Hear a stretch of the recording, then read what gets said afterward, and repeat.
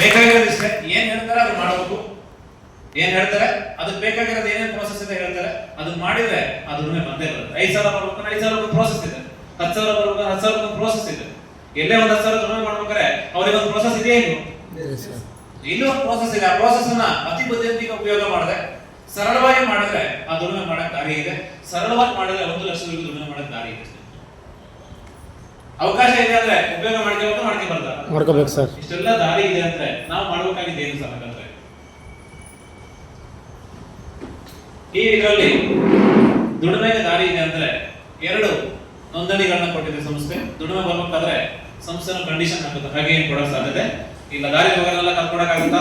ದುಡಿಮೆ ಮಾಡು ಅಂತ ಹೇಳಿ ಅದಕ್ಕೊಂದು ಪ್ರೋಸೆಸ್ ಇರುತ್ತೆ, ಅದಕ್ಕೊಂದು ಕಂಡೀಷನ್ ಇರುತ್ತೆ. ಇಲ್ಲಿರೋದು ಏನು ಪ್ರೋಸೆಸ್ ಕೇಳಿದ್ರೆ, ನೀವು ಈ ಒಂದು ವ್ಯವಸ್ಥೆ ಒಳಗಡೆ ದುಡಿಮೆ ಮಾಡಬೇಕು ಅಂತ ಬಂದಾಗ ಮೊದಲು ಈ ವ್ಯವಸ್ಥೆಯಲ್ಲಿ ನೋಂದಣಿ ಆಗಲೇಬೇಕಾಗುತ್ತೆ. 2 ರೀತಿ ನೋಂದಣಿ ಇದೆ. ಒಂದು ಗ್ರಾಹಕ ನೋಂದಣಿ, ಇನ್ನೊಂದು ವಿತರಣಾ ವ್ಯವಸ್ಥೆಯ ನೋಂದಣಿ. ಏನದು? ವಿತರಣಾ ವ್ಯವಸ್ಥೆ ನೋಂದಣಿ. 2 ವ್ಯವಸ್ಥೆಯಲ್ಲಿ ನೋಂದಣಿ ಮಾಡ್ತಾರೆ. ಎರಡಕ್ಕೂ ಡಿಫರೆನ್ಸ್ ಏನು? ಗ್ರಾಹಕ ನೋಂದಣಿ ಅಂದ್ರೆ ನೀವು ನಿಮ್ಮ ಡಾಕ್ಯುಮೆಂಟ್ಸ್ ನ ಕೊಟ್ಟು ಆಧಾರ್, ಪಾನ್, ಪಾಸ್ಬುಕ್, ನಿಮ್ದು ಏನು ನಾಮಿನಿ ಡೀಟೇಲ್ಸ್ ಇರುತ್ತೆ ಅದನ್ನ ಕೊಟ್ಟು as per rule of government, ಏನು ಇಂಡಿಯನ್ ಗವರ್ಮೆಂಟ್ ಏನಿದೆ ಆ ರೂಲ್ ಪ್ರಕಾರ KYC ಮುಖಾಂತರ ನೀವು ಗ್ರಾಹಕ ನೋಂದಣಿನ ಮಾಡ್ಕೊಂತೀರಿ. ಇದು ಉಚಿತವಾಗಿರುತ್ತೆ. ಅದಾದ್ಮೇಲೆ ನಿಮಗೆ ಯಾವ ವಸ್ತು ಬೇಕು ಆ ಅಮೌಂಟ್ ಅನ್ನ ನೀವು ಕಂಪನಿಗೆ ಹಾಕ್ತೀರಾ. ನೀವು ನಿಮ್ಮ ವಸ್ತುವಿಗೆ ನಿಮಗೆ ಬಂದಾದ್ಮೇಲೆ ಗ್ರಾಹಕರಾಗಿ ಆ ವಸ್ತುವಿನ ಲಾಭನ ಪಡೆಯುವುದು. ಗ್ರಾಹಕ ನೋಂದಣಿಯಲ್ಲಿ ಏನ್ ಸಿಗುತ್ತೆ? ವಸ್ತುವಿನ ಲಾಭಕ್ಕೆ ನೀವು ನೋಂದಣಿ ಮಾಡಿ ತಗೊಂಡಾಗ ನಿಮಗೆ ವಸ್ತುವಿನ ಲಾಭ ಸಿಗುತ್ತೆ. ಆದ್ರೆ ದುಡಿಮೆ ಬರಬೇಕಾದ್ರೆ ಬರೀ ಗ್ರಾಹಕರಾಗಿ ದುಡಿಮೆ ಬರುತ್ತಾ? ಈಗ ಬಟ್ಟೆ ಎಲ್ಲರೂ ಹಾಕಿದೀವಿ, ಬಟ್ಟೆ ಅಂಗಡಿಯವರು ಬಟ್ಟೆ ಹಾಕಿದ್ದಾನೆ, ಅವನಿಗೆ ನಮಗಿರೋ ವ್ಯತ್ಯಾಸ ಏನು? ಬಟ್ಟೆ ಅಂಗಡಿಯವರು ಬಟ್ಟೆ ಹಾಕಿದ್ರೆ ನಾವು ಬಟ್ಟೆ ಹಾಕಿದೀವಿ, ನಮಗಿರೋ ವ್ಯತ್ಯಾಸ ಏನು? ವ್ಯತ್ಯಾಸ ಏನು ಕೇಳಿದ್ರೆ, ಅವನು ಬಟ್ಟೆಯ ಲಾಭನ ಪಡಿತಾ ಇದ್ದಾನೆ, ನಾವು ಬಟ್ಟೆಯ ಲಾಭ ಪಡಿತಾ ಇದ್ದೀವಿ. ಆದ್ರೆ ನಮಗೂ ಅವರಿಗೂ ವ್ಯತ್ಯಾಸ ಏನು ಕೇಳಿದ್ರೆ, ಅವನು ಬಟ್ಟೆಯ ಲಾಭನ ಪಡೆಯೋದ್ರ ಜೊತೆಗೆ ಯಾರಿಗೆ ಬೇಕು ಅವರಿಗೆ ಅದನ್ನು ಪೂರೈಕೆ ಮಾಡೋದಕ್ಕೆ ಆ ವ್ಯವಸ್ಥೆಯ ಒಂದು ಅವಕಾಶ ಮಾಡ್ಕೊಂಡಿದ್ದಾನೆ. ಡೀಲರ್ ಆಗಿ, ಡಿಸ್ಟ್ರಿಬ್ಯೂಟರ್ ಆಗಿ ಆ ವ್ಯವಸ್ಥೆಯ ನೋಂದಣಿ ಮಾಡ್ಕೊಳ್ಳೋದಕ್ಕೆ ಅವನ ಹತ್ರ ಯಾರು ಬೇಕು ಅಂತ ಬರ್ತಾರೆ ಅವನಿಂದ ಪೂರೈಕೆ ಮಾಡ್ತಾನೆ. ಯಾರಿಗೆ ಬೇಕಾದ ವಸ್ತು ಪೂರೈಕೆ ಆಗುತ್ತೆ, ಪೂರೈಕೆ ಮಾಡಿದವರಿಗೆ ಏನ್ ಸಿಗುತ್ತೆ? ಲಾಭ ಸಿಗುತ್ತೆ. ಇಲ್ಲೂ ಅಷ್ಟೇ, ವ್ಯವಸ್ಥೆಯ ಲಾಭ ಬೇಕಾದ್ರೆ ವಿತರಣಾ ವ್ಯವಸ್ಥೆಯ ನೋಂದಣಿ ಆಗಬೇಕು. ಗ್ರಾಹಕರಾದ ಎಲ್ಲರೂ ವಿತರಣಾ ವ್ಯವಸ್ಥೆ ಬರ್ಬೇಕು ಅಂತ ನಾವು ಹೇಳಲ್ಲ. ನಿಮ್ ಚಾಯ್ಸ್. ಗ್ರಾಹಕರಾಗಿ ನಾನು ಬಟ್ಟೆ ಹಾಕೊಂಡು ನಾನು ಬಟ್ಟೆ ಅನುಕೂಲ ತಗೊಂತೀನಿ ಅಂತ ಸುಮ್ಮನೆ ಇರ್ಬೋದು. ಇಲ್ಲ ಸರ್, ನನ್ನ ಸುತ್ತಮುತ್ತ ಇರೋರಿಗೆ ಯಾರು ಕೊಡೋದು ನಾನೇ ಕೊಡ್ತೀನಿ, ಅವರಿಗೂ ಬೇಕಲ್ವಾ, ನನಗೆ ಒಂದು ಡೀಲರ್ಶಿಪ್ ಇರಲಿ ಅಂತ ಬಂದ್ರೆ ನೀವು ಡೀಲರ್ಶಿಪ್ ಬರ್ಬೋದು. ಚಾಯ್ಸ್ ಯಾವುದು? ವಿತರಣಾ ವ್ಯವಸ್ಥೆಗೆ ಇದಕ್ಕೆ ಏನ್ ಮಾಡ್ತೀರಿ? ನಿಮ್ ಚಾಯ್ಸ್. ನೀವು ಎಷ್ಟು ಹಾಕ್ತೀರೋ ಅದು ಆರೋಗ್ಯದ ಮೇಲೆ ಇನ್ವೆಸ್ಟ್ಮೆಂಟ್, ಅದು ವ್ಯವಹಾರಕ್ಕಲ್ಲ. ವಿತರಣಾ ವ್ಯವಸ್ಥೆ ಅಥವಾ ಡೀಲರ್ಶಿಪ್ಗೆ ಎಷ್ಟು ಇನ್ವೆಸ್ಟ್ಮೆಂಟ್ ಸರ್ ಅಂತ ಕೇಳಿದ್ರೆ, ಇಲ್ಲಿ ಲಕ್ಷಗಟ್ಟಲೆ ಬೇಡ ಸ್ನೇಹಿತರೆ. ಯಾವುದೇ ಒಂದು ಡೀಲರ್ಶಿಪ್ ಬೇಕು ಅಂದ್ರೆ ಲಕ್ಷಗಟ್ಟಲೆ ಬೇಕು, ಕೋಟಿಗಟ್ಟಲೆ ಬೇಕು. ಇಲ್ಲಿ ಡೀಲರ್ಶಿಪ್ ಇರೋದು ಎಷ್ಟು ಇನ್ವೆಸ್ಟ್ಮೆಂಟ್ ಕೇಳಿದ್ರೆ, ಒಂದು ಸಿಂಗಲ್ ಬೆಡ್, ನಾನು ಪ್ರೀಮಿಯಂ ಮ್ಯಾಕ್ಸಿಮಮ್ ಅಲ್ಲಿ ಬರ್ದಿರ್ತೀನಿ, ಒಂದು ಡಬಲ್ ಬೆಡ್, 2 ಬೆಡ್ ಅನ್ನ ನೀವು ಎಕ್ಸ್ಟ್ರಾ ಪರ್ಚೇಸ್ ಮಾಡ್ಕೊಂಡ್ರೆ ಒಂದ್ಸರಿ ಗ್ರಾಹಕರಾಗಿ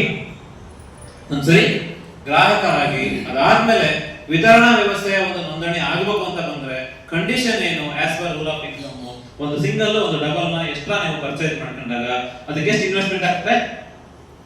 30,000 ಬಿಸ್ನೆಸ್ ಇನ್ವೆಸ್ಟ್ಮೆಂಟ್ ಅಂತ ಕರಿತೀವಿ. ಯಾರು ಇದನ್ನ ಹಾಕಿ ಇದನ್ನ ಕಂಪ್ಲೀಟ್ ಮಾಡ್ಕೊಂತಾರೆ ಅವರಿಗೆ ಒಂದು ಪರ್ಮನೆಂಟ್ ಡೀಲರ್ಶಿಪ್ ಕೋಡ್ ಇದರಲ್ಲಿ ಅವ್ರ ಹೆಸರಿಗೆ ಅಪ್ಗ್ರೇಡ್ ಆಗುತ್ತೆ. ಗ್ರಾಹಕ ನೋಂದಣಿ ಏನ್ ಕೋಡ್ ಇರುತ್ತೆ ಅದೇ ಕೋಡ್ ಪರ್ಮನೆಂಟ್ ಡೀಲರ್ ಆಗಿ ಅವರಿಗೆ ಕೋಡ್ ಅಪ್ಗ್ರೇಡ್ ಆಗುತ್ತೆ. ಒಂದು ಸರಿ ಇದನ್ನ ಯಾರು ಕಂಪ್ಲೀಟ್ ಮಾಡ್ಕೊಂತಾರೆ ನೆಕ್ಸ್ಟ್ ಅವರು ಮತ್ತೆ ಇದ್ರ ಮೇಲೆ ಇನ್ವೆಸ್ಟ್ಮೆಂಟ್ ಮಾಡಬೇಕಾಗಿತ್ತು ಇಲ್ಲ. ಒಂದ್ಸರಿ ಸಿಂಗಲ್ ಆದ ಮೇಲೆ ಪ್ರತಿ 12 ಗಂಟೆಗೊಮ್ಮೆ 2 ಜನರಿಗೆ ಸಿಂಗಲ್ ಮ್ಯಾಟರ್ಸ್ ಅನ್ನ ಕೊಟ್ರೆ ಅವ್ರ ದುಡಿಮೆ 2,512 ರೂಪಾಯಿ ಇದೆ. 4 ಗಂಟೆಗೆ ನಿಮ್ಮ ಅಕೌಂಟಿಗೆ ಜಮಾ ಆಗುತ್ತೆ. ಪ್ರತಿ 12 ಗಂಟೆಗೊಮ್ಮೆ 2 ಡಬಲ್ ಬೆಡ್ ಅನ್ನ ಸೇಲ್ ಮಾಡಿದ್ರೆ 5,025 ರೂಪಾಯಿ ನಿಮ್ಮ ಅಕೌಂಟಿಗೆ ಜಮಾ ಆಗುತ್ತೆ. ಅರ್ಥ ಆಗಿಲ್ಲ? ಸರಳವಾಗಿ ಹೇಳಿದೆ. ನಾನು ನಿಮಗೇನು ಕನ್ಫ್ಯೂಸ್ ಮಾಡೋದೇನು ಹೇಳ್ತಾ ಇಲ್ಲ. ಡೀಲರ್ಶಿಪ್ ಬೇಕು, ಗ್ರಾಹಕ ಬೇಕು. ಯಾವಾಗ ಬೇಕು? ಗ್ರಾಹಕರಾದ್ರೆ ಈ ವಸ್ತು ಕಡೆ ಬಳಕೆ ಮಾಡಿ ಆರೋಗ್ಯ ಚೆನ್ನಾಗಿರುತ್ತೆ, ಮುಗಿದೋಯ್ತು. ಇಲ್ಲ ಸರ್, ದುಡಿಮೆ ಮಾಡಬೇಕು, ಅದಕ್ಕೆ ಏನ್ ಬೇಕು? ವಿತರಣಾ ವ್ಯವಸ್ಥೆಯ ಡೀಲರ್ಶಿಪ್ ನಂಬರ್ಲೆ ಆ ವ್ಯವಸ್ಥೆಯ ನೋಂದಣಿ ಆಗಲೇಬೇಕಾಗುತ್ತೆ. ಡೀಲರ್ಶಿಪ್ ರಿಜಿಸ್ಟ್ರೇಷನ್ ಅಪ್ಗ್ರೇಡೇಷನ್ ಅಂತ ಏನ್ ಕರಿತೀವಿ, ಅದಕ್ಕೆ ಬೇಕಾಗಿರೋದು ಒಂದು ಸಿಂಗಲ್, ಒಂದು double, as per rule of income. Investment ಅಂತ ಯಾಕೆ ಹೇಳ್ತಾ ಇದೀನಿ ಕೇಳಿದ್ರೆ, ಯಾವುದೇ ಒಂದು ದುಡಿಮೆ ಇನ್ವೆಸ್ಟ್ಮೆಂಟ್ ಇಲ್ಲದೆ ಮಾಡಕ್ಕಾಗುತ್ತಾ ಸರ್? ಮಾಡಕ್ಕಾಗುತ್ತಾ? ಈಗ ನಮ್ಮ ಪಾಟೀಲ್ ಸರ್ 3 ಡಿಸ್ಟ್ರಿಕ್ಕಿಗೆ C&F ಇದೆ, ಇನ್ವೆಸ್ಟ್ಮೆಂಟ್ ಎಷ್ಟು ಮಾಡಿದ್ರಿ ಸರ್? ಅಲ್ಲ, ನೀವು ಇದನ್ನ ಇದು ಮಾಡ್ಬೇಕಾದ್ರೆ ಲೀಡರ್ಶಿಪ್ ತಗೋಬೇಕಾದ್ರೆ 7 lakh. ಡಾಕ್ಟರ್ ಸಾಹೇಬ್ದು C&F ಇದ್ದಾರೆ, 7 ಲಕ್ಷ ರೂಪಾಯಿ ಅದಕ್ಕೆ ಇನ್ವೆಸ್ಟ್ಮೆಂಟ್ ಮಾಡಿದ್ದಾರೆ. ವ್ಯವಹಾರ ಈಸಿ ಇದೆಯಾ ಸರ್? ನಿಮ್ಮ ಹತ್ರ ಒಂದು ಹುಡ್ಕೊಂಡು ನಾನು ಕೊಡ್ರಿ ಲೀಡರ್ಶಿಪ್ ತಗೊಂಡ ಇದೆಯಾ? ಓಡಾಡೋದು ಅಂತ ಏನಿದೆ ಅದಕ್ಕೆ ನಾವು ಏನು ವರ್ಕಿಂಗ್ ಕ್ಯಾಪಿಟಲ್ ಅಂತ ಏನ್ ಕರಿತೀವಿ, ನಾವು ಸ್ಟಾರ್ಟಿಂಗ್ ಕ್ಯಾಪಿಟಲ್ ಗಿಂತನೂ ವರ್ಕಿಂಗ್ ಕ್ಯಾಪಿಟಲ್ ಹೆಚ್ಚಿಗೆ ಬೇಕಾಗುತ್ತೆ ಇವತ್ತಿನ ಬಿಸ್ನೆಸ್ ಗಳಿಗೆ. ಸ್ಟಾರ್ಟಿಂಗ್ ಕ್ಯಾಪಿಟಲ್ ಎಷ್ಟು ಹಾಕಿರ್ತೀವೋ ಅದು ಡಬಲ್ ವರ್ಕಿಂಗ್ ಕ್ಯಾಪಿಟಲ್ ಹೋಗ್ತಾ ಇದೆ. ಚಾಲೆಂಜಸ್ ಹೆಚ್ಚಿಗೆ ಆಗ್ತಾ ಇದೆ ಬಿಟ್ರೆ ಕಮ್ಮಿ ಏನು ಆಗ್ತಿಲ್ಲ. ಇಲ್ಲಿ 30,000 ಯಾಕೆ ಹೇಳಿದ್ರು ಕೇಳಿದ್ರೆ, ಆ 30,000 ಹಾಕಿಲ್ಲ ಅಂದ್ರೆ ನಮಗೆ ಯಾರಿಗೂ ಸೀರಿಯಸ್ನೆಸ್ ಇರಲ್ಲ. ಅವ್ರು ಯಾಕೆ ಸೀರಿಯಸ್ನೆಸ್ ಇದ್ದಾರೆ ಕೇಳಿದ್ರೆ 7 ಲಕ್ಷ ರೂಪಾಯಿ ಹಾಕೊಂಡಿದ್ದಾರೆ. ಇಲ್ಲ ಅಂದ್ರೆ ನಾವು ಸೀರಿಯಸ್ನೆಸ್ ಇರಲ್ಲ. ಅವ್ರು ಎಷ್ಟು ಒಂದು ಸೀರಿಯಸ್ ಆಗಿ ವರ್ಕ್ ಮಾಡ್ತಾರೆ ನಮ್ಗೆ ಗೊತ್ತಿದೆ. ವಿಸಿಟ್ ಮಾಡ್ಕೊಂತ, ರೈತರನ್ನ ಭೇಟಿ ಮಾಡ್ಕೊಂತ ತುಂಬಾ ದೊಡ್ಡ ಮಟ್ಟದ ಸರ್ವಿಸ್ ಅಲ್ಲಿ ಅವರು ಇನ್ವಾಲ್ವ್ಮೆಂಟ್ ಅಲ್ಲಿ ಇರ್ತಾರೆ. ತಂದೆ ಮಗ ಇಬ್ರು ಜೋರ ಚಪ್ಪಾಳೆ ಕೊಡಿ ಅವರಿಗೆ. ಆ ಬಿಸಿ ಶೆಡ್ಯೂಲ್ ಅಲ್ಲಿ ಇವತ್ತಿನ ಕಾರ್ಯಕ್ರಮ ಆರ್ಗನೈಸ್ ಮಾಡೋದ್ರಲ್ಲಿ ಅವ್ರ ಪಾತ್ರ 95% ಇದೆ. ಇಷ್ಟು ಜವಾಬ್ದಾರಿ ತಗೊಂಡು ಎಲ್ಲರಲ್ಲೂ ಅವ್ರ ಪಾತ್ರ ತುಂಬಾ ದೊಡ್ಡದಿದೆ ಸರ್. ಇವತ್ತಿನ ಕಾರ್ಯಕ್ರಮ ನನಗಂತೂ ತುಂಬಾ ಖುಷಿಯಾಗಿದೆ. ಭಗವಂತ ನಮ್ಮ ಜೊತೆ ಇದ್ದಾನೆ ಸರ್. ಗದಗ ಈ ಭಾಗ ದೊಡ್ಡ ತಗೊಂಡು ತುಂಬಾ 30,000 ಇನ್ವೆಸ್ಟ್ಮೆಂಟ್ ಮಾಡಿದ್ರೆ ದುಡಿಲೇಬೇಕು ಅನ್ನೋ ಒಂದು ಸಣ್ಣದಾದಂತ ಒಂದು ಜವಾಬ್ದಾರಿ ನಮ್ಮ ಹತ್ರ ಇರುತ್ತೆ. ಇಲ್ಲ ಸರ್ ನಾನು ಇನ್ವೆಸ್ಟ್ಮೆಂಟ್ ಮಾಡದೇ ಮಾಡ್ತೀನಿ ಅಂದ್ರೆ ಮಾಡ್ಕೋಬಹುದು, ನಿಮ್ ಚಾಯ್ಸ್. ಮಾಡಿದ್ರೆ ದೊಡ್ಡಕ್ಕೆ ಬೆಳಿಬಹುದು, ಮಾಡದೆ ಹೋದ್ರೆ ನಿಮ್ ಚಾಯ್ಸ್. 5,000 ನಾವು ಬೆಳಿಬಹುದು ಅಥವಾ ದುಡಿದೇ ಇರ್ಬೋದು. 2 ಜನಿಗೆ ಒಂದು ಸಿಂಗಲ್ ಬೆಡ್ ಒಂದು ಡಬಲ್ ಬೆಡ್ ನಾವು ಕೊಡ್ಸಿದ್ರು ನೀವು ಡೀಲರ್ ಆಗ್ತೀರಾ. ನೀವೇ ಇನ್ವೆಸ್ಟ್ಮೆಂಟ್ ಮಾಡ್ಬೇಕು ಅಂತಾನೂ ಇಲ್ಲ. ಚಾಯ್ಸ್ ಯಾರಿಗೆ ಬಿಟ್ಟಿದ್ದೀನಿ? ಇನ್ವೆಸ್ಟ್ಮೆಂಟ್ ಮಾಡ್ಕೊಂಡ್ರೆ ನಿಮ್ದೊಂದು ಜವಾಬ್ದಾರಿ ಇರುತ್ತೆ, ನೀವು ಅದರಲ್ಲಿ ಇನ್ವಾಲ್ವ್ಮೆಂಟ್ ಹೆಚ್ಚಿಗೆ ಮಾಡ್ತೀರಿ. ಇನ್ವೆಸ್ಟ್ಮೆಂಟ್ ಇಲ್ಲದೇನೂ ಡೀಲರ್ ಆಗ್ಬೋದು. 2 ಜನಿಗೆ ಒಂದು ಸಿಂಗಲ್ ಬೆಡ್, ಒಬ್ಬರಿಗೆ ಡಬಲ್ ಬೆಡ್ ಅನ್ನ ಕೊಡ್ಸಿ ನೀವು ಡೀಲರ್ ಆಗ್ಬೋದು. ಏನಾದ್ರು ಮಾಡ್ಕೊಳ್ಳಿ, ಡೀಲರ್ಶಿಪ್ ಮಾಡ್ಕೊಳ್ಳಿ. ಮಾಡ್ಕೊಂಡಾದ್ಮೇಲೆ ಮಾಡ್ಬೇಕಾಗಿದ್ದು ಪ್ರತಿ 12 ಗಂಟೆಗೆ 2 ಜನಿಗೆ ಸಿಂಗಲ್ ಬೆಡ್ ಕೊಟ್ರೆ ಸರ್ ಒಂದು ಕೊಡ್ತೀನಿ as per rule of income ಬರಲ್ಲ. 12 ಗಂಟೆ ಒಳಗಡೆ 2 ಜನಿಗೆ ಕೊಡ್ಬೇಕು. ಇವತ್ತೊಂದು ಕೊಡ್ತೀನಿ, ನಾಳೆ ಒಂದು ಕೊಡ್ತೀನಿ. 2 ಸೇರಿಸಿ ನಾಳೆ ಸೇಲ್ ಹಾಕೊಳ್ಳಿ.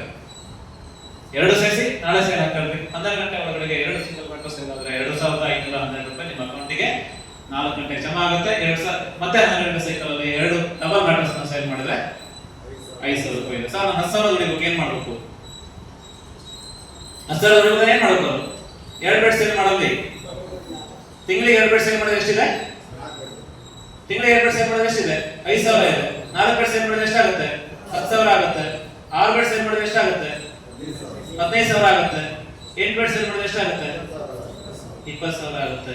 ಯಾವತ್ತು ಬೇಕು ತೀರ್ಮಾನ ಏನ್ ಮಾಡ್ಬೇಕು? ಈಗ 5,000 ಬೇಕು ಅಂದ್ರೆ ತಿಂಗಳ 2 ಬೆಡ್ ಸೇಲ್ ಮಾಡಿ. 10,000 ಬೇಕು ಅಂದ್ರೆ 15 ದಿನಕ್ಕೆ 2 ಬೆಡ್ ಸೇಲ್ ಮಾಡಿ. 15,000 ಬೇಕು ಅಂದ್ರೆ 10 ದಿನಕ್ಕೆ 2 ಬೆಡ್ ಸೇಲ್ ಮಾಡಿ. 20,000 ಬೇಕು ಅಂದ್ರೆ ವಾರಕ್ಕೆ 2 ಬೆಡ್ ಸೇಲ್ ಮಾಡಿ. ಕಷ್ಟ ಇದೆಯಾ?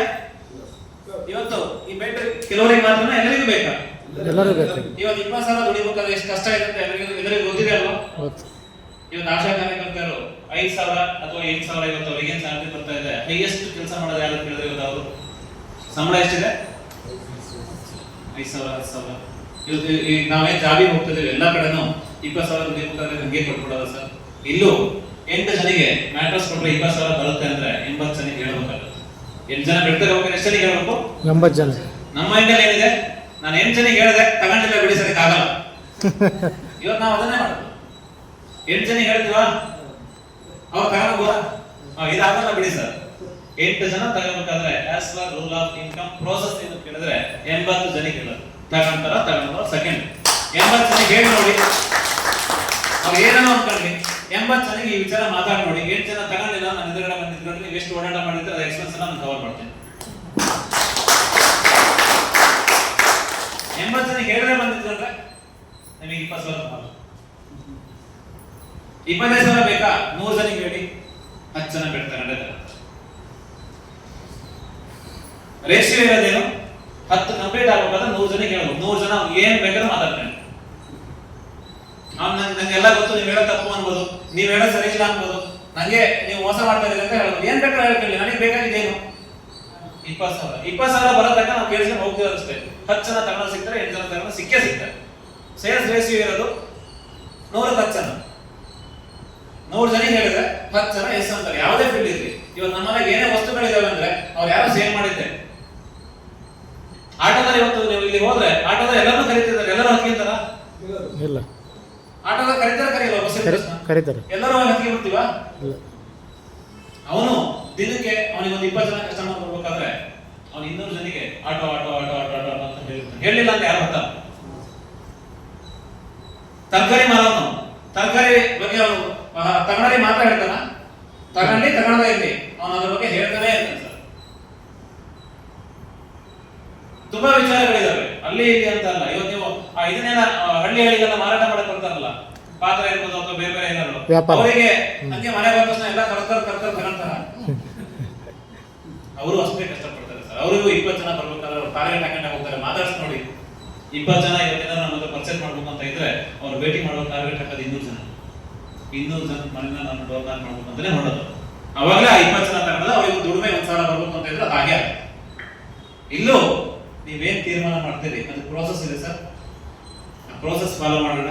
ಇಲ್ಲೂ ದುಡಿಮೆ ಮಾಡೋದಾಗಿದೆ. 200 ಜನಿಗೆ ಹೇಳಕ್ಕೆ 100 ಜನಿಗೆ ಹೇಳಕ್ಕೆ ಕಷ್ಟ ಇದೆಯಾ? ಒಂದು ತಿಂಗಳಲ್ಲಿ 100 ಜನಿಗೆ ಹೇಳಕ್ಕೆ ಡೈಲಿ ಎಷ್ಟು ಜನಿಗೆ ಹೇಳ್ಬೋದು?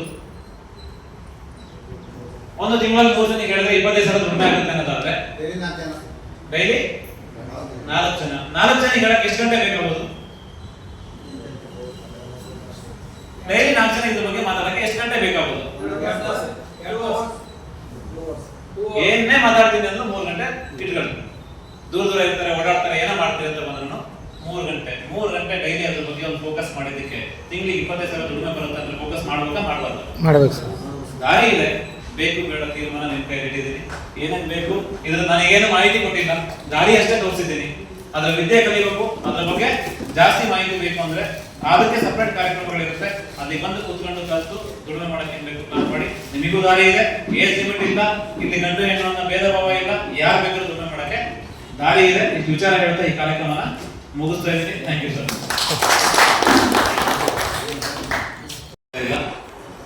ಬದುಕಿನ ಮೇಲೆ ಕೆಲಸ ಮಾಡ್ತಾ ಇದೆ.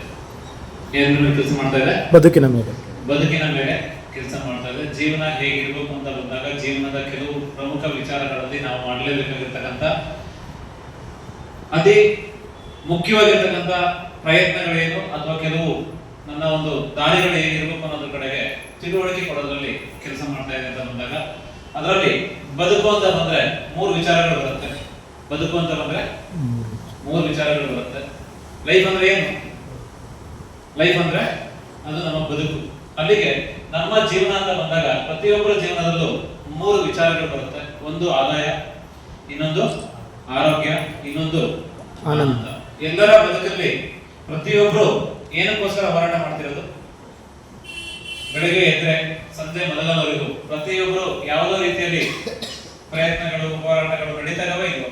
ನಡೀತದೆ ಸರ್. ಏನಕ್ಕೋಸ್ಕರ ಅದು? ಆದಾಯ. ಏನಕ್ಕೋಸ್ಕರ? ಆರೋಗ್ಯ. ಎಲ್ಲರದ್ದು ಗೋಲ್ ಏನು? ಆನಂದ. ಎಲ್ಲರ ಲೈಫ್ ಫೈನಲ್ ಗೋಲ್ ಏನು? ಆನಂದ. ಜೀವನ ನಮ್ಮ ಬದುಕು ಆನಂದವಾಗಿರ್ಬೇಕು ಅಂತ ಅಲ್ವಾ? ಬೇರೆ ಏನಾದ್ರು ಇದೆಯಾ? ಆನಂದವಾಗಿರ್ಬೇಕು ಅಂತ ಗೋಲ್ ಬಿಟ್ರೆ ಬೇರೆ ಏನಾದ್ರು ಇದೆಯಾ ನಮ್ಮ ಹತ್ರ?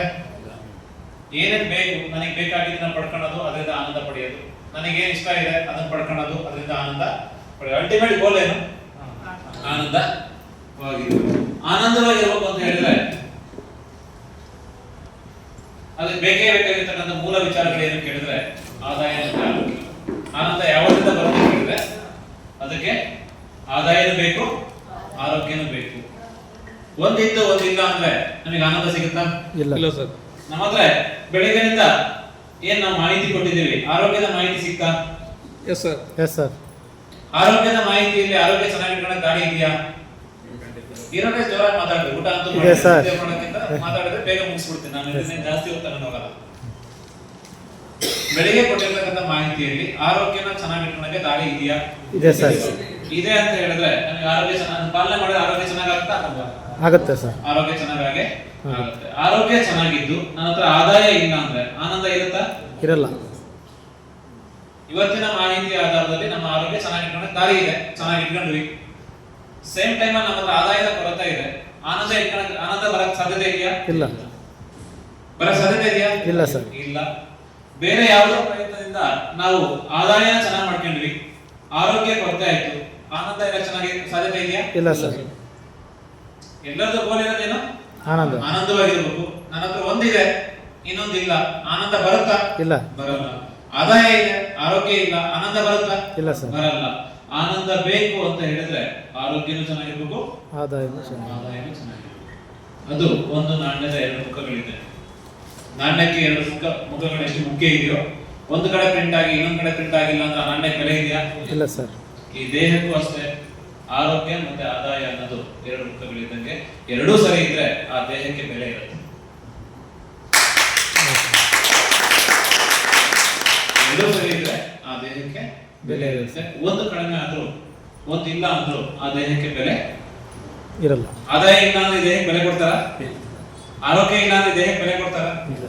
ಎರಡು ಇದ್ರೆ ಮಾತ್ರ ಬೆಲೆ ಕೊಡೋದು. ಎಷ್ಟೇ ಕೋಟಿ ಹಣ ಇದೆ, ಆರೋಗ್ಯ ಇಲ್ಲ ಅಂದ್ರೆ ದೇಹಕ್ಕೆ ಬೆಲೆ ಇಲ್ಲ. ಆರೋಗ್ಯ ಇದೆ, ಬೇಕಾದಷ್ಟು ಚೆನ್ನಾಗಿದ್ದೀನಿ, ಆದಾಯ ಇಲ್ಲ ಅಂದ್ರೂ ಈ ದೇಹಕ್ಕೆ ಬೆಲೆ ಕೊಡಲ್ಲ. ಅಲ್ಲಿಗೆ ನನಗೆ ಆನಂದ ಬೇಕು ಅಂತ ಹೇಳಿದ್ರೆ ಈ ಮೂರು ಚೆನ್ನಾಗಿರ್ಲೇಬೇಕು ಸ್ನೇಹಿತರೆ. ಯಾರು ಈ ಮೂರನ್ನ ಚೆನ್ನಾಗಿ ಇಟ್ಕೊಂತಾರ ಆನಂದದ ಬದುಕನ್ನ ಕಾಣಕ್ ಸಾಧ್ಯತೆ ಇದೆ. ಅಲ್ಲಿಗೆ ಒಂದನ್ನ ಸರಿ ಮಾಡ್ಕೊಳಕ್ಕೆ ಮಾಹಿತಿ ಕೊಟ್ಟಿದ್ದೀವಿ. ಇದನ್ನ ಸರಿ ಮಾಡ್ಕೊಳಕ್ಕೆ ಪ್ರಯತ್ನ ಮಾಡ್ಬೇಕಾ ಮಾಡಬಾರ್ದು?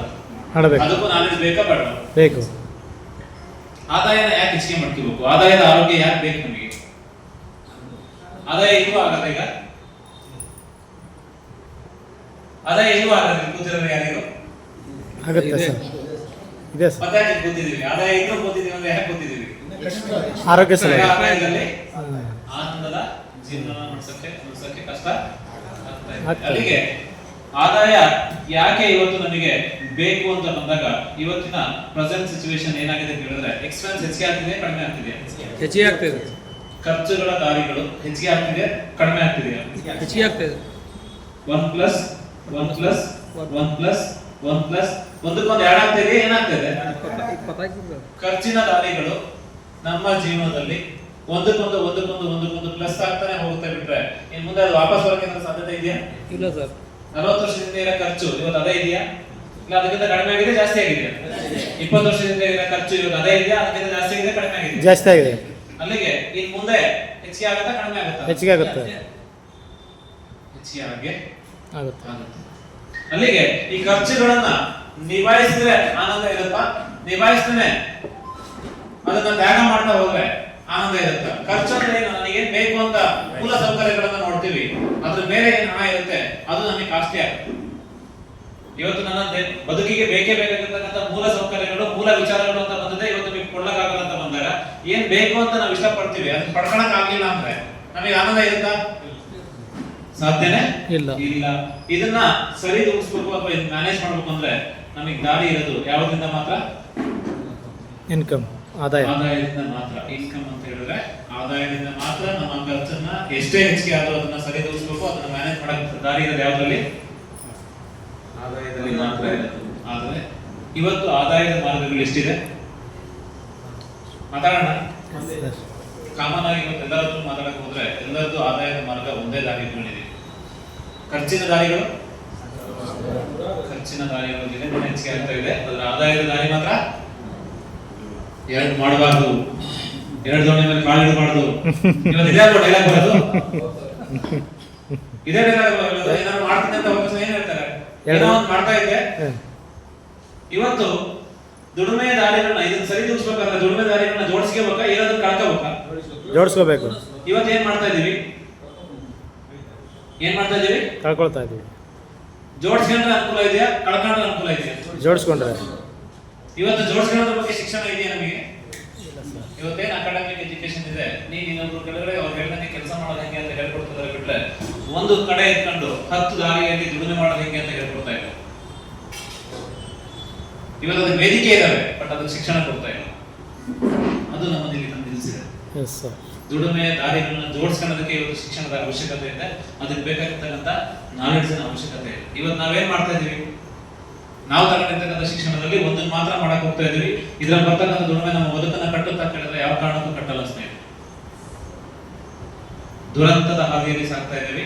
ನಮಗೆ ಇವತ್ತು ದುಡಿಮೆಯ ದಾರಿಗಳನ್ನ ಜೋಡಣೆ ಮಾಡ್ಕೊಳ್ಳೋದಕ್ಕೆ ನಾವು ಕಲಿಯೋದಕ್ಕೆ ಮೊದಲು ರೆಡಿ ಆಗಬೇಕಾಗುತ್ತೆ. ಕಲಿದೇನೆ ಯಾವುದನ್ನು ಮಾಡಕ್ಕೆ ಸಾಧ್ಯನೇ ಇಲ್ಲ.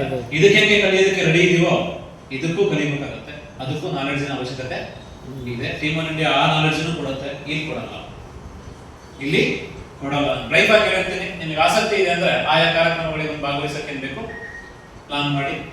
ಅಲ್ಲಿಗೆ ಈ ಆದಾಯನ ಹೆಚ್ಚಿಗೆ ಮಾಡ್ಬೇಕು ಅಂದ್ರೆ ನಮಗೆ ಇರೋದು ಒಂದೇ ದಾರಿ. ನ್ಯಾಯದ ಮಾರ್ಗ ಯಾವುದು? ದುಡಿಮೆ. ನ್ಯಾಯದ ಮಾರ್ಗ ಯಾವುದು? ದುಡಿಮೆ. ದುಡಿಮೆ. ನಮಗೆ ನ್ಯಾಯದ ಮಾರ್ಗ ಬೇಕಾ ಅನ್ಯಾಯದ ಮಾರ್ಗ ಬೇಕಾ? ನ್ಯಾಯ ಮಾರ್ಗ. ಅನ್ಯಾಯದ ಮಾರ್ಗನ ಇದಾವ ಇಲ್ವಾ?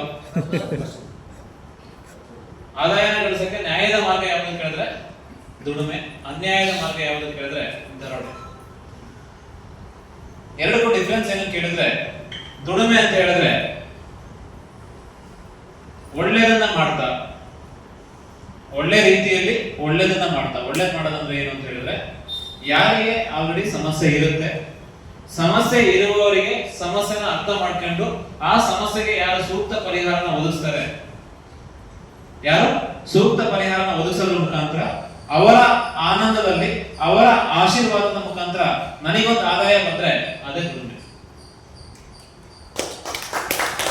ಇನ್ನೊಬ್ಬರ ಸಮಸ್ಯೆಗೆ ಸೂಕ್ತ ಪರಿಹಾರನ ಒದಗಿಸೋದ್ರ ಮುಖಾಂತರ ಅವರ ಆನಂದದಲ್ಲಿ, ಅವರ ಆಶೀರ್ವಾದದಲ್ಲಿ ನನಗೊಂದು ಆದಾಯ ಬಂದ್ರೆ ಅದೇ ದುಡಿಮೆ.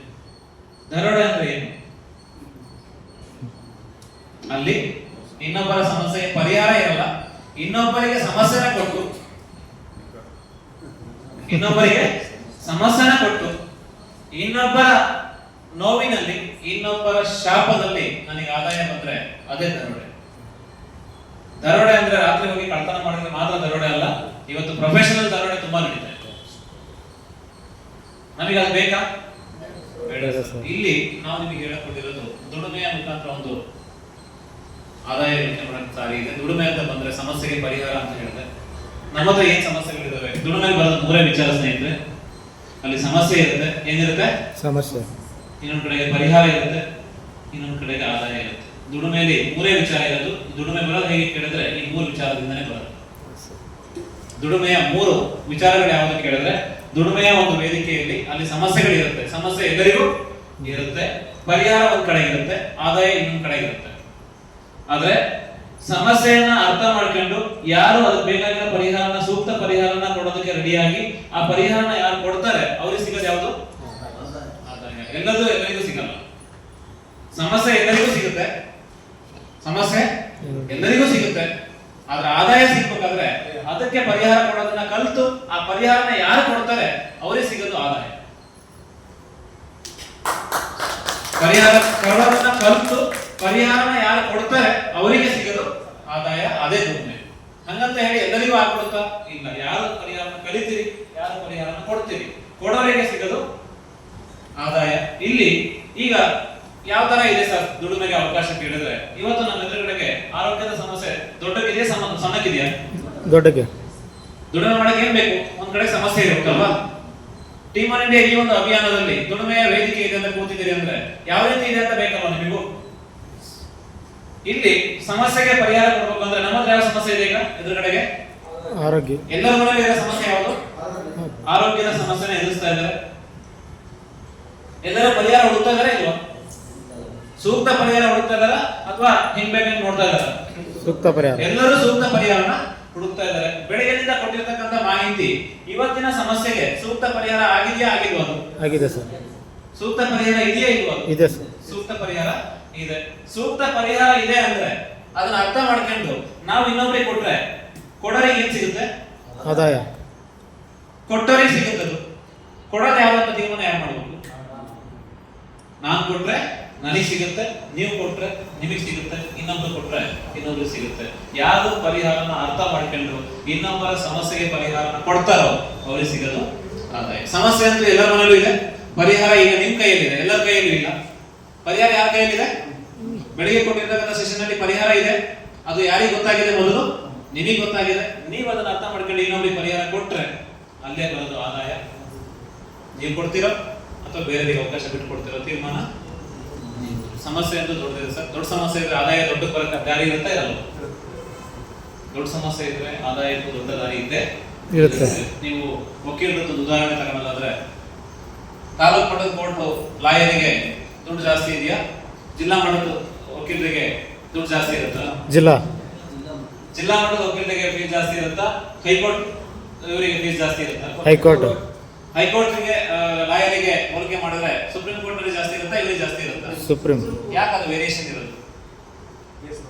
ಎಲ್ಲರೂ ಲಾಯರ್ ಅಲ್ವಾ? ಅವರು LLB ಮಾಡಿದ್ದು, ಇವರು LLB ಮಾಡಿದ್ದಾರೆ. ಸಮಸ್ಯೆ ದೊಡ್ಡದಿರ್ತದೆ ಸರ್. ಯಾರು ದೊಡ್ಡ ದೊಡ್ಡ ಸಮಸ್ಯೆನ ಬಗೆಹರಿಸ್ತಾರೆ ಅವರಿಗೆ ದೊಡ್ಡ ದೊಡ್ಡ ಆದಾಯ ಇರುತ್ತೆ. ಇರುತ್ತೆ. ಯಾರು ಸಣ್ಣ ಸಣ್ಣ ಸಮಸ್ಯೆನ ಬಗೆಹರಿಸ್ತಾರೆ ಅವರಿಗೆ ಸಣ್ಣ ಸಣ್ಣ ಆದಾಯ ಇರುತ್ತೆ. ಇಲ್ಲಿ ಆರೋಗ್ಯ ಸಮಸ್ಯೆಗಳ ಸಣ್ಣಕ್ಕಿದೆಯಾ ದೊಡ್ಡಕ್ಕಿದೆಯಾ? ದೊಡ್ಡದು ಆ ಸಮಸ್ಯೆನ ದೊಡ್ಡ ಮಟ್ಟದಲ್ಲಿ ಪರಿಹಾರ ಕೊಟ್ರೆ ಆದಾಯ ದೊಡ್ಡ ಬರಲ್ಲ? ಬರುತ್ತೆ ಸರ್. ದೊಡ್ಡ ಮಟ್ಟಕ್ಕೆ ಕೊಡ್ಬೇಕಾ ತೀರ್ಮಾನ ನಿಮ್ದು. ಇದು ವೇದಿಕೆ ರೆಡಿ ಇದೆ ಸರ್, ವೇದಿಕೆ ರೆಡಿ ಇದೆ, ಸಮಸ್ಯೆ ರೆಡಿ ಇದೆ, ಪರಿಹಾರನೂ ರೆಡಿ ಇದೆ. ಯಾರು ಕೊಡ್ತಾರೆ ಅವ್ರಿಗೆ ಆದಾಯ ಇದೆ. ಕೊಡ್ಬಾರ್ದು ತೀರ್ಮಾನ ನಿಮ್ದು. ಕೊಡ್ಲೇಬೇಕು ಅಂತ ಯಾರಿಗೂ ನಾವು ಒತ್ತಾಯ ಮಾಡೋಣ. ಇಲ್ಲಿ ಕೂತರಿಗೆ ಯಾರಿಗೂ ಕೊಡ್ಲೇಬೇಕು ಅಂತ ನಾವು ಒತ್ತಾಯ ಮಾಡ್ತಾ ಇಲ್ಲ. ನೀವು ಬಳಕೆ ಮಾಡ್ತೀರಾ, ನಿಮ್ಮ ಆರೋಗ್ಯ ಚೆನ್ನಾಗಿ ಮಾಡ್ಕೊಂತೀರಾ, ಸುಮ್ಮನೆ ಇರ್ಬೋದು. ಅಥವಾ ನಾನು ನಾಲ್ಕು ಒಳ್ಳೆ ಮಾಡ್ತೇನೆ, ನನಗೂ ಆದಾಯ ಬೇಕು ಅಂದ್ರೆ ಹೇಳಲೇಬೇಕು. ಕ್ಲಿಯರ್ ಅಲ್ವಾ? Yes, sir. ಈಗ ಈ ಒಂದು ವ್ಯವಸ್ಥೆಯಲ್ಲಿ ನಾನು ಹೇಗೆ ದುಡಿಬಹುದು ಅಂತ ಬಂದ್ರೆ ಮಾಡಬೇಕಾಗಿದ್ದು ಏನಿಲ್ಲ ಸ್ನೇಹಿತರೆ.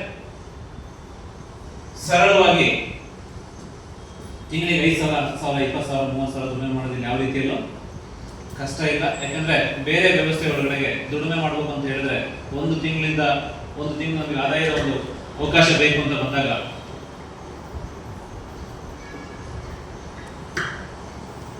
ಒಂದನೇ ತಾರೀಕಿಂದ 30ನೇ ತಾರೀಕುವರೆಗೂ ಪ್ರತಿದಿನ 8 ಗಂಟೆ 25 ದಿನ ವರ್ಕಿಂಗ್ ಡೇಸ್ ಅಲ್ಲಿ 200 ಗಂಟೆ ಪ್ರತಿ ತಿಂಗಳು ಎಲ್ಲರೂ ದುಡಿತಾ ಇದ್ದಾರೆ ಇವತ್ತು. ಇದೇ ಅಲ್ವಾ ಸೈಕಲ್ ಇರೋದು? ಯಾರ್ಯಾರು ದುಡಿತಾ ಇದ್ದಾರೆ ಇವತ್ತು? ಯಾರ್ಯಾರು ದುಡಿತಾ ಇದ್ದಾರೆ? ಈ ಸೈಕಲ್ ಅರ್ಥ ಆಯ್ತಾ? ಇರ್ತದೆ ಸರ್. 1ನೇ ತಾರೀಕಿಂದ 30ನೇ ತಾರೀಕುವರೆಗೂ ಕೆಲಸ ಮಾಡಬೇಕು. ಗವರ್ಮೆಂಟ್ ಇರಲಿ, ಪ್ರೈವೇಟ್ ಇರಲಿ, 1ನೇ ತಾರೀಕಿಂದ 30ನೇ ತಾರೀಕುವರೆಗೂ ಕೆಲಸ ಮಾಡಬೇಕು. ಒಂದು ಪೇಮೆಂಟ್ ಸೈಕಲ್ ಅಲ್ಲಿ ಸೆಟ್ಲ್ ಆಗುತ್ತೆ, ಒಂದು ಪೇಮೆಂಟ್ ಸೈಕಲ್ ಅಲ್ಲಿ ಸೆಟ್ಲ್ ಆಗುತ್ತೆ. 8 ಗಂಟೆ ಎವ್ರಿಡೇ ಏನ್ ಮಾಡಬೇಕು? ಕೆಲಸ ಮಾಡಬೇಕು. 8 ಗಂಟೆ ಎವ್ರಿಡೇ ಕೆಲಸ ಮಾಡಬೇಕು. 25 ದಿನ ವರ್ಕಿಂಗ್ ಡೇಸ್ ಅಂತ ಹೇಳಿದ್ರೆ ನಮ್ಮ ತಿಂಗಳ ಒಂದು ಸೈಕಲ್ ದುಡಿಮೆಗೋಸ್ಕರ ಟೋಟಲ್ 200 ಗಂಟೆ ತಿಂಗಳಲ್ಲಿ ನಾವು ಕೆಲಸ ಮಾಡ್ತಾ ಇದ್ದೀವಿ. ಹೌದು ಸರ್. ಆ 200 ಗಂಟೆ ಕೆಲಸ ಮಾಡಿ ನನಗೆ ಎಷ್ಟು ದುಡಿಮೆ ಇದೆ? ಪಾಸಿಬಿಲಿಟಿ ಎಷ್ಟಿದೆ? 15 ರಿಂದ 25,000 ಮ್ಯಾಕ್ಸಿಮಮ್ ಬರುತ್ತೆ. ಅದು ಸಣ್ಣ ಪುಟ್ಟರಿಗೆಲ್ಲ, ಮಾಸ್ಟರ್ ಡಿಗ್ರಿ ಮಾಡಿದವರಿಗೆ, PhD ಮಾಡಿದವರಿಗೆ ಇವತ್ತು 10,000 15,000ಕ್ಕೆ ಕ್ರೆಡಿಟ್ ಕಾರ್ಡ್ ಸೇಲ್ ಮಾಡೋದಕ್ಕೆ ಇವತ್ತು ರೋಡ್ ಅಂತ ಇಂಜಿನಿಯರಿಂಗ್ ಆದವರಿಗೆ ಕೇಳೋ ಗತಿ ಇಲ್ಲ. ಇದೇ ಪರಿಸ್ಥಿತಿ ಮುಂದುವರೆದ್ರೆ ಎಲ್ಲರ ಮನೇಲಿ ಹ್ಯಾಪಿ ಇರಕ್ಕಾಗತ್ತಾ? ಇಲ್ಲ ಸರ್. ಎಜುಕೇಶನ್ಗೆ ಲಕ್ಷ ಗಟ್ಟಲೆ ಖರ್ಚು ಮಾಡಿದ್ದೀವಿ, ಬದುಕಿದ್ದೇ ಕೇಳಿದ್ರೆ ಯಾರಿಗೂ ಬದುಕಿಲ್ಲ ಸರ್. ದಾರಿನ ನಾವು ಕಣ್ಣು ಬಿಟ್ಟು ಯಾವುದು ಬೇಕು ಯಾವುದು ಬೇಡ ಅಂತ ಹೇಳಿ ವಿಚಾರ ಮಾಡಲಿಲ್ಲ ಅಂದ್ರೆ ಬದುಕು ಅಧೋಗತಿ ಹೋಗೋದು ನಮ್ದೇ. ಇವತ್ತು ತುಂಬಾ ಪೇರೆಂಟ್ಸ್ ಆ ತಪ್ಪನ್ನ ಮಾಡಾಗಿದೆ. ಓದು ಅಂತ ಹೇಳಿ ನೀವು ದುಡಿದಿರೋ ದುಡ್ಡನ್ನೆಲ್ಲ ಕಾಲೇಜ್ ಫೀಸ್ ಕಟ್ಟಿ ಅದು ಮುಗಿದು ಹೊರಗಡೆ ಬಂದ್ರೆ ಅವರಿಗೂ ಬದುಕಿಲ್ಲ, ನಿಮಗೂ ಬದುಕಿಲ್ಲ. ಪೇರೆಂಟ್ಸ್ ಪರಿಸ್ಥಿತಿಯಲ್ಲಿ ಬಂದಿದೆ ಇವತ್ತು. ಕಷ್ಟಪಟ್ಟು ಹೊಟ್ಟೆ ಕಟ್ಟಿ ದುಡಿದಿರ್ತಕ್ಕಂಥ ದುಡ್ಡನ್ನ ಎಲ್ಲಿ ಕಟ್ಟಿದೀವಿ? ಫೀಸ್ ಕಟ್ಟಿದೀವಿ. ಅಲ್ಲಿಂದ ಮುಗಿದು ಹೊರಗಡೆ ಬಂದ್ರೆ ಅವ್ರಿಗೆ ಬದುಕಿದ್ಯೇ ಕೇಳಿದ್ರೆ ಅವರಿಗೂ ಬದುಕಿಲ್ಲ, ನಾವು ದುಡ್ದಿರೋ ಹಣ, ನೀವು ದುಡ್ದಿರೋ ಹಣ ಕೈಯಲ್ಲೂ ಇಲ್ಲ. ಜೀವನ ಮಾಡೋದು ಈಸಿ ಆಗುತ್ತಾ? ಇಲ್ಲ ಸರ್. 5-10-15,000ಕ್ಕೆ ಬೆಂಗಳೂರಲ್ಲಿ ಹೋಗಿ ಫೀಸ್ ಇಟ್ಕೊಂಡು ಕೆಲಸ ಮಾಡಿದ್ರೆ ಉಳಿಸಕ್ಕೆ ಏನಾದ್ರು ದಾರಿ ಇದೆಯಾ? ದಾರಿ ಇಲ್ಲ ಸರ್. ಏನು 15ರಿಂದ 25,000 ಇದೆ, ಸೆಕ್ಯೂರಿಟಿ ಇದೆಯಾ ಕೇಳಿದ್ರೆ ಸೆಕ್ಯೂರಿಟಿ ಇಲ್ಲ. ಯಾವಾಗ ಬೇಕಾದ್ರೂ ನೀನು ಬೇಡ ಅಂತ ತಗೊಂಡ್ಬೋದು. ಮಾಡ್ತಾರ ಇಲ್ವಾ? ಈಗ ಸೆಕ್ಯೂರಿಟಿ ಇದೆಯಾ? ಸೆಕ್ಯೂರಿಟಿ ಇಲ್ಲ. ತುಂಬಾ ಚಾಲೆಂಜಸ್ ಅನ್ನ ಫೇಸ್ ಮಾಡ್ತಾ ಇದೀವಿ. ಮಕ್ಕಳನ್ನ ಇವತ್ತು ಶಿಕ್ಷಣ ಅಷ್ಟೇ ಮುಖ್ಯ ಅಲ್ಲ ಸರ್. ಶಿಕ್ಷಣ ಅಷ್ಟೇ ಮುಖ್ಯ ಅಲ್ಲ, ಶಿಕ್ಷಣದ ಜೊತೆಗೆ ಬದುಕನ್ನ ಕಟ್ಟೋದನ್ನು ಹೇಳ್ಕೊಡ್ಬೇಕಾಗುತ್ತೆ. ಇವತ್ತು ಶಿಕ್ಷಣ ಏನಾಗಿದೆ ಕೇಳಿದ್ರೆ ವಿದ್ಯೆನ ಕೊಡ್ತಾ ಇದೆ ಅಷ್ಟೇ. ಆ ವಿದ್ಯೆ ಬದುಕನ್ನ ಕಟ್ಟೋದಕ್ಕೆ ಯಾವ ರೀತಿಯಲ್ಲೂ ಸಪೋರ್ಟ್ ಆಗ್ತಾ ಇಲ್ಲ. ನಾವು ಮಾಡೋ ಕೆಲಸಕ್ಕೂ ನಮ್ಮಲ್ಲಿರೋ ಸರ್ಟಿಫಿಕೇಟ್ಗೂ ಯಾವ ಸಂಬಂಧನೂ ಇಲ್ಲ. ಇವತ್ತಿನ ಏನ್ ಜನರೇಷನ್ ಇದೆ, ನಮ್ಮ ಮಾಡೋ ಕೆಲಸಕ್ಕೂ ನಮ್ಮಲ್ಲಿರೋ ಸರ್ಟಿಫಿಕೇಟಿಗೂ ಯಾವ ಸಂಬಂಧನೂ ಇಲ್ಲ. ಸರ್ಟಿಫಿಕೇಟಿಗೋಸ್ಕರ ಓದ್ತಾ ಇದೀವಿ, ಬಿಟ್ಟರೆ ಸರ್ಟಿಫಿಕೇಟ್ ನಮಗೆ ಬದುಕನ್ನ ಕೊಡ್ತಾ ಇದೀವಿ ಕೇಳಿದ್ರೆ ಕೊಡ್ತಾ ಇಲ್ಲ. ಯಾವಾಗ ಅರ್ಥ ಆಗುತ್ತೋ ನಮಗೂ ಗೊತ್ತಿಲ್ಲ. ಧಾರವಾಡದಲ್ಲಿ ನಾನು ಏನ್ ಇರ್ತೀನಿ, ಅದೇ ಕೋಟಿಗಟ್ಟಲೆ ಸ್ಟೂಡೆಂಟ್ ಇದಾರಲ್ಲಿ ಯಾವ ತರ ಏನಕ್ಕೆ ಓದ್ತಾ ಇದಾರೋ, ಏನ್ ಸಿಗುತ್ತೋ ಏನ್ ಬಿಡುತ್ತೋ ನಮ್ಗೆ ಒಂದು ಗೊತ್ತಾಗಲ್ಲ.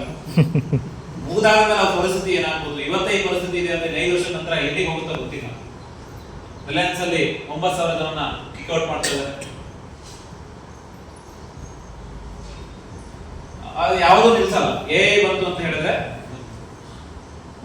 ಬದುಕು ತುಂಬಾ ಅಧೋಗತಿ ಬೀಳುತ್ತೆ.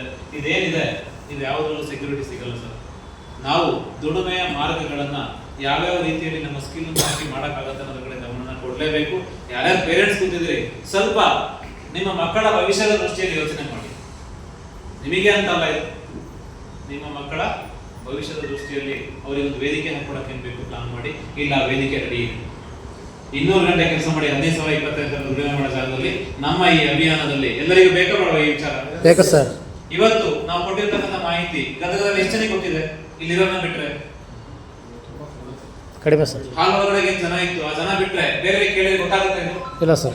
ಯಾರಿಗೂ ಗೊತ್ತಿಲ್ಲ. ಆದ್ರೆ ಎಲ್ಲರಿಗೂ ಬೇಕಾಗಿರೋ ವಿಚಾರ ಇವತ್ತು ಮಾತಾಡಿದ್ವಿ. ಇವತ್ತಲ್ಲ ನಾಳೆ ಅವರೆಲ್ಲರೂ ಇದು ಬರಲೇಬೇಕು. ಯಾರ್ಯಾರ ಮನೆಯಲ್ಲಿ ಎಲ್ಲರೂ ಈ ವಸ್ತು ಮುಂದೆ ಇರುತ್ತೆ. ಇವತ್ತು ಕೆಲವರು ತಗೋಬಹುದು, ಕೆಲವರು ನಾಳೆ ತಗೋಬಹುದು, ಕೆಲವರು ನಾಳೆ ತಗೋಬಹುದು, ಕೆಲವರು 3 ತಿಂಗಳು ಬಿಟ್ಟು ತಗೋಬಹುದು, ಕೆಲವರು 6 ತಿಂಗಳು ಬಿಟ್ಟು ತಗೋಬಹುದು, ಕೆಲವರು 5 ವರ್ಷ ಬಿಟ್ಟು ತಗೋಬಹುದು. ಅಲ್ಟಿಮೇಟ್ ಎಲ್ಲರ ಹತ್ರ ಈ ವಸ್ತು ಬರಲೇಬೇಕು. ಯಾಕಂದ್ರೆ ಇದು ಮೆಡಿಸಿನ್ ಅಲ್ಲ, ಇದು ದೇಹಕ್ಕೆ ಬೇಕೇ ಬೇಕಾಗಿರ್ತಕ್ಕಂಥ 5 ಎಲಿಮೆಂಟ್ಸ್ ಒಳಗಡೆ ಇದು. ಹೌದು ಸರ್. ಯಾರ್ಯಾರ ಹತ್ರ ಮೊಬೈಲ್ ಇದೆಯೋ ಎಲ್ಲರ ಹತ್ರ ಇನ್ನು ಮುಂದೆ ಬಂದೇ ಬರುತ್ತೆ. ಸಮಯ ಚೇಂಜಸ್ ಇರ್ಬೋದು, ಆದ್ರೆ ಎಲ್ಲರಿಗೂ ಬೇಕಾಗಿರೋ ವಿಚಾರದಲ್ಲಿ ದುಡಿಮೆ ಅವಕಾಶಗಳು ಹೆಚ್ಚಿಗೆ ಆಗುತ್ತಾ ಆಗಲ್ಲ? ಆಗುತ್ತೆ ಸರ್. ಭಾಗಿಯಾಗಬೇಕಾಗಿದೆ ಯಾರ ಜವಾಬ್ದಾರಿ? ನಂದು ಜವಾಬ್ದಾರಿ. ಬೇಕು ಅಂತ ತೀರ್ಮಾನ ಮಾಡ್ಕೊಂಡು ಅದಕ್ಕೆ ಸಂಬಂಧಪಟ್ಟಂಗೆ ವಿದ್ಯೆ ಕಲಿತು ಭಾಗಿಯಾದ್ರೆ ದೊಡ್ಡ ಮಟ್ಟಕ್ಕೆ ಬೆಳೆಯಕ್ಕೆ ದಾರಿ ಇದೆ. ಎಷ್ಟು ದುಡಿಬೋದು ಸರ್ ಅಂತ ಕೇಳಿದ್ರೆ, ಇಲ್ಲಿ ತಿಂಗಳಿಗೆ ಒಂದ್ಸರಿ ಎಲ್ಲ ದುಡಿಮೆ ಇರೋದು. ಪ್ರತಿ 12 ಗಂಟೆಗೊಮ್ಮೆ ಮಧ್ಯರಾತ್ರಿ 12 ಗಂಟೆಯಿಂದ ಪೇಮೆಂಟ್ ಸಿಗೋದು ಶುರುವಾಗುತ್ತೆ. ಮಧ್ಯಾಹ್ನ 12 ಗಂಟೆಗೆ ಎಂಡ್ ಆಗುತ್ತೆ.